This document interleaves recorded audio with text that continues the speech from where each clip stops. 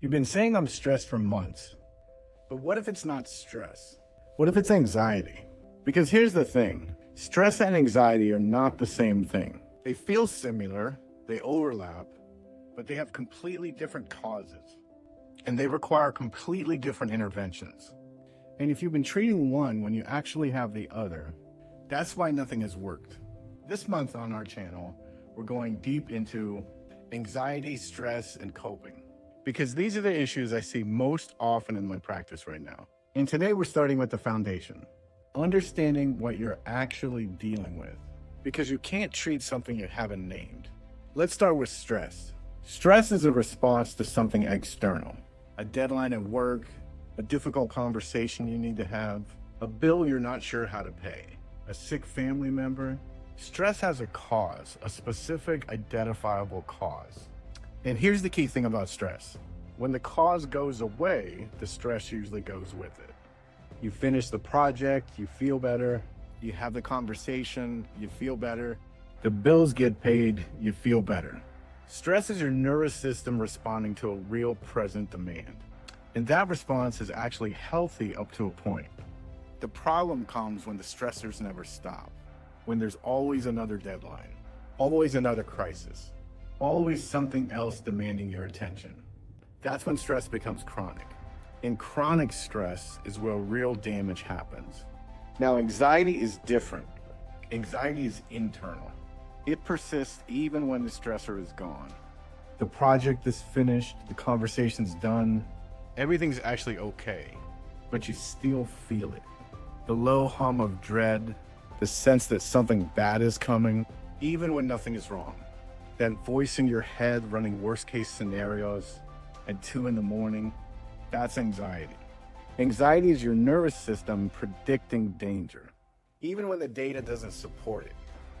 It's not weakness, it's not irrational. It's a nervous system that learned at some point that it needed to stay on guard. And it hasn't gotten the message yet that things have changed. So let me put this side by side for you. Stress, specific, temporary, tied to a clear cause. Anxiety, general, persistent, often without a clear cause. Stress improves when the situation does. Anxiety persists even after the situation resolves. Stress, reactive, responds to what's happening now. Anxiety, anticipatory, responding to what might happen. And critically, they respond to different interventions. Stress often improves with practical changes, better boundaries, time management, reducing your load. Anxiety typically requires working with the nervous system through body-based practices. Now, can you have both at the same time? Absolutely. In fact, most people I see in my practice have both. Real external stressors, work, relationships, finances, health, laid on top of an anxious nervous system that was already primed to react. The stress makes the anxiety worse. The anxiety makes the stress feel unmanageable. And the whole thing becomes a cycle that's very hard to get out of alone, but it is possible to get out of. Here in South Florida, I see very specific combinations of stressors that create this cycle constantly. The cost of living, the intensity of the work culture. For many of my clients, the pressure of being far from family, building a life in a new country, holding everything together when the support system isn't nearby.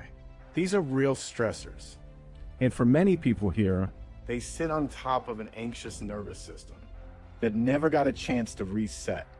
That combination is treatable, and you don't have to figure it out alone. So here's my question for you. Based on what I described today, does what you're experiencing sound more like stress or more like anxiety? Drop your answer in the comments. I genuinely want to know. And your answer will help me create better content for you going forward. And if you're not sure, that's actually really common.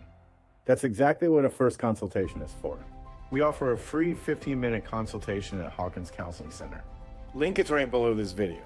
New videos every Tuesday. Next week, I'm going to show you 3 breathing techniques backed by neuroscience that actually calm your nervous system. I'm John Hawkins, and I'll see you then.